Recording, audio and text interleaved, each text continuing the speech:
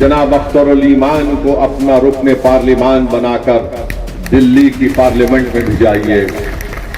लोग कहेंगे कि असदुद्दीन ओवैसी बताओ अख्तरुल ईमान में और मौजूदा रुकने पार्लिमान में क्या फर्क है। फर्क बहुत है मेरे भाई। जैसा रोशनी और अंधेरे में फर्क है वैसा फर्क है। जैसा एक किसी के घर में अगर जनाजा आता है तो सन्नाटा हो जाता है, उस तरह के सन्नाटे में और एक कोहराम में फर्क है। अख्तरुल ईमान का नाम एक कोहराम मचा देना है। अख्तरुल ईमान अगर कामयाब होकर इंशाअल्लाह ताला जाएगा तो अख्तरुल ईमान की जबान पर कोई रोक टोक नहीं होगी। अख्तरुल ईमान को कोई ये नहीं कहा जाएगा कि ट्रिपल तलाक का मामला अख्तरुल ईमान तुम इस पर मत बोलो। सिटीजनशिप का कानून CAA का कानून आएगा तो कोई अख्तरुल ईमान से नहीं कहेगा कि तुम गूंगे बनकर बैठ जाओ। सीमांचल की बात होगी पार्लियामेंट में, इंसाफ की बात होगी। तो मेरे अजीज दोस्तों और बुजुर्गों, यकीनन वोट डालना आपका इख्तियार है, मगर जिसको आपने वोट दिया उसकी जबान पर उसके पार्टी का ताला है। वो पार्टी कभी नहीं बोल सकती आपके बारे में, सीमांचल के बारे में। जब पार्लियामेंट में, पिछले पार्लियामेंट में आखिरी जो पार्लियामेंट का सेशन हुआ उसमें नरेंद्र मोदी की सरकार ने 22 जनवरी को बड़ा तारीखी दिन कहा गया, उसके ऊपर बहस पार्लियामेंट में हो रही थी। तो उठाकर देखो आप, मेरी बात का यकीन करने की जरूरत नहीं है। उठाकर देखो जिस शख्स को आपने किशनगंज का रुकने पार्लिमान अपने वोटों से मुंतखब किया, उनकी पार्टी ने क्या कहा पार्लियामेंट में, लोकसभा में।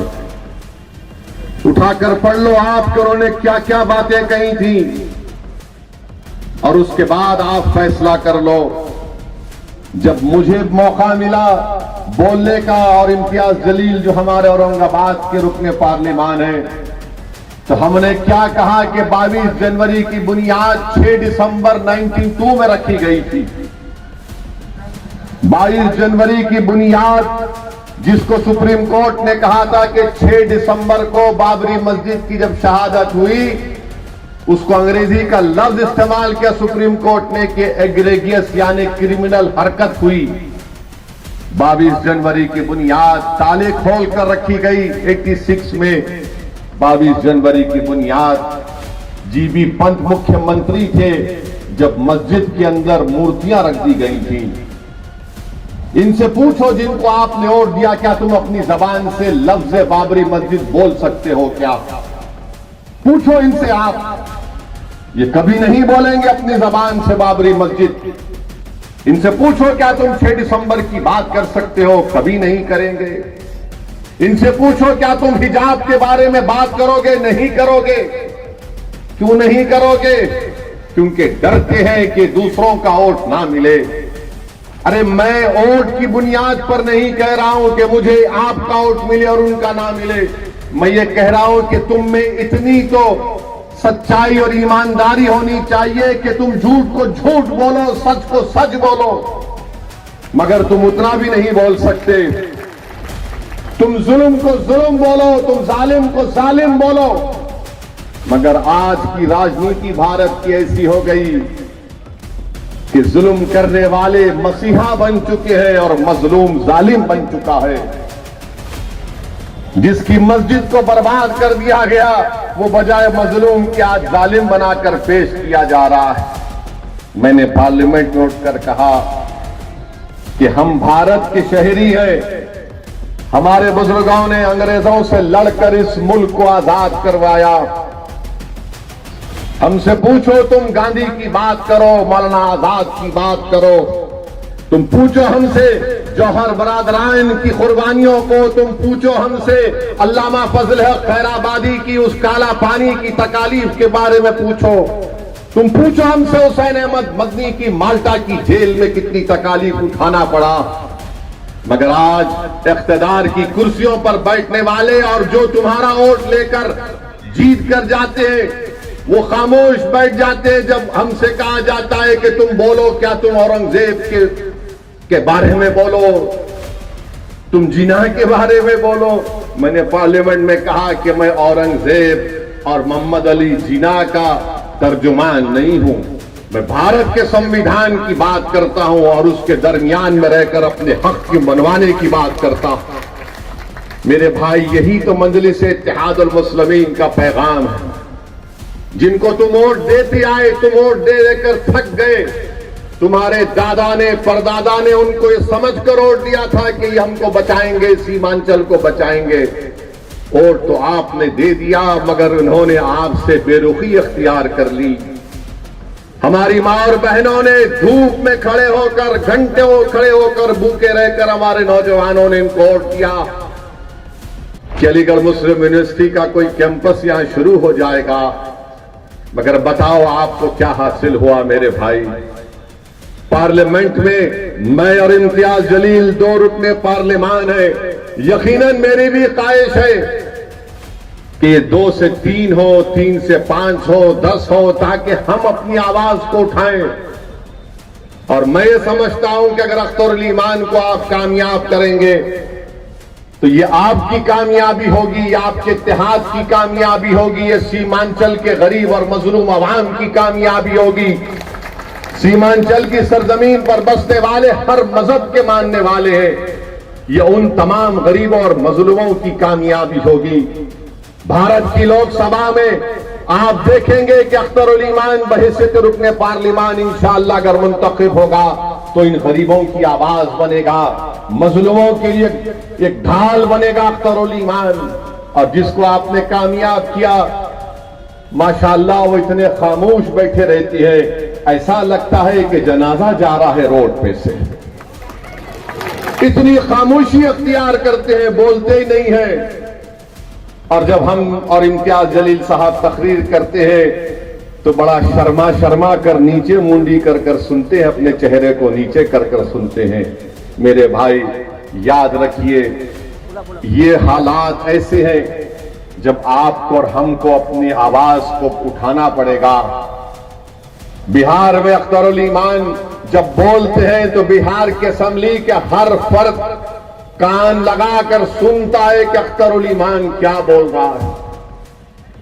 मैं आपको बताना चाह रहा हूं, मुझे भी बड़ी तकलीफ है, आपको भी बड़ी तकलीफ है कि आपने हमारे 5 विधायक को कामयाब किया, जिसको नीतीश कुमार और तेजस्वी यादव ने चारों को खरीद लिया। क्यों खरीदा उनको? क्योंकि वो नहीं चाहते थे कि कोचा दामन हो या सीमांचल की सरजमीन हो, यहां पर तुम्हारी आवाज उठे। वो कभी भी इस आवाज को बर्दाश्त नहीं करेंगे। हां, यादवों की आवाज को बर्दाश्त किया जाएगा, कुर्मियों की आवाज को बर्दाश्त किया जाएगा, भूमिहार की आवाज को बर्दाश्त किया जाएगा, ब्राह्मणों की आवाज को बर्दाश्त किया जाएगा, प्रकाश की आवाज को बर्दाश्त किया जाएगा। मगर पूरे बिहार में और खासतौर से सीमांचल में किसी एक आवाज को कभी बर्दाश्त नहीं किया जाएगा। वो आवाज होगी अख्तरुल ईमान की। बेईमानों की आवाज को सुना जाएगा, मगर अख्तरुल ईमान की आवाज को नहीं सुना जाएगा। जो अपना जमीर बेचने के लिए तैयार हो जाएंगे उनको अपना रकीब बनाया जाएगा, मगर जो कहेगा कि मैं अपने गिरेबान के तार बेचने के लिए तैयार नहीं हूं, मैं सीमांचल के गरीब और मजलूमों के इंसाफ की लड़ाई लड़ता रहूंगा, तो उस आवाज को बर्दाश्त नहीं किया जाएगा। जो गरीबों और मजलूमों की हक की आवाज, उनके हक की आवाज को उठाएगा, उसको बर्दाश्त नहीं किया जाएगा। किसकी आवाज को बर्दाश्त किया जाएगा? जो इन अगियारों की चौखट पर जाकर अपना ईमान बेच देते हैं, जो अपने चेहरों को और अपने सरों को झुका देते हैं, जो बिकने के लिए तैयार है, जो नहीं बिकने के लिए तैयार है, उससे बड़ा इनको डर लगता है कि कौन है ये लोग। आज आपने देख लिया कि हमारे 4 विधायकों को इन्होंने खरीद लिया, इन बेईमानों को। मगर मैंने कहा था कि तेजस्वी, अल्लाह का इंसाफ जरूर होकर रहेगा। तुमने हमारे 4 को खरीदा, अल्लाह ने तुम्हारे को इख्तिदार की कुर्सी से निकाल कर फेंक दिया। और याद रखो लालू यादव और तेजस्वी यादव, तुम जितने नंबर एमएलए के लाए हो ना, आप जिंदगी में कभी इंशाअल्लाह उतना नंबर नहीं लाओगे। तुम नहीं लाओगे, क्योंकि तुम धोखे की सियासत करते हो। तुम में, मोदी में, नीतीश कुमार में कोई फर्क नहीं। मोदी, तेजस्वी और नीतीश कुमार एक है, इनकी सोच एक है, इनके काम करने का तरीका भी एक है। जैसा कोई पिक्चर में आप देखते हैं कि डबल रोल, अब तो ट्रिपल रोल हो रहा है।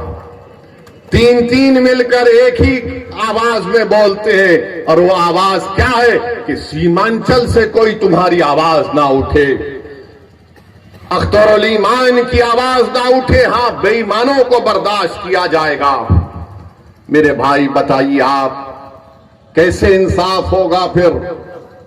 भारत की राजनीति में कानून कहां बनाए जाते हैं? कानून बनाए जाते हैं विधानसभा में, या फिर भारत की सबसे बड़ी पंचायत लोकसभा में। अगर वहां पर तुम्हारी आवाज नहीं होगी तो कौन होगा? आज आपने देखा कि लोकसभा के इस आखिरी सेशन में मैंने पार्लियामेंट में उठकर कहा, अगर आप मेरी बात से मुत्तफिक हैं तो मेरी बात बोलने के बाद आप नारा लगाकर बता दीजिए कि सच है या नहीं।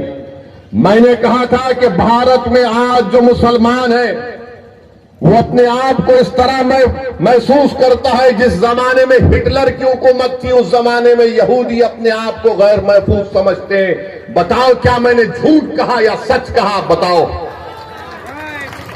मेरे भाई, यही तो चीज है। हुकूमत के सामने सच्चाई को बयान करना, उनको बताना कि ये हम सोच है, ये तकलीफ हमको हो रही है। मेरे अजीज दोस्तों और बुजुर्गों, मैं आपसे अपील कर रहा हूं कि चाहे सीमांचल हो या भारत हो, अपनी मस्जिदों को आबाद रखो। याद रखो, अपनी मस्जिदों को आबाद रखो। अपनी मस्जिदों को हमको हुक्म दिया गया, अल्लाह ने हमसे कहा गया कि अल्लाह के घर को वही लोग आबाद रखते हैं जो ईमान वाले हैं, जो किसी से नहीं डरते सिवाय अल्लाह के, और जो आखिरत पर भरोसा करते हैं। तो अपनी मस्जिदों को आबाद रखो, चाहे तुम किसी मसलक के हो, मस्जिद तो अल्लाह की है ना। अपने मस्जिदों को आबाद रखो। 600 साल की मस्जिद महरौली की, उसको शहीद कर दिया गया बगैर कोई नोटिस दिए। कोई नहीं बोला। ये पूछना था इनसे, आप जिसको आपने अपना वोट दिया था, किसने महरौली की मस्जिद की बात की? असदुद्दीन ओवैसी ने, मजलिस इत्तेहादुल मुस्लिमीन ने बात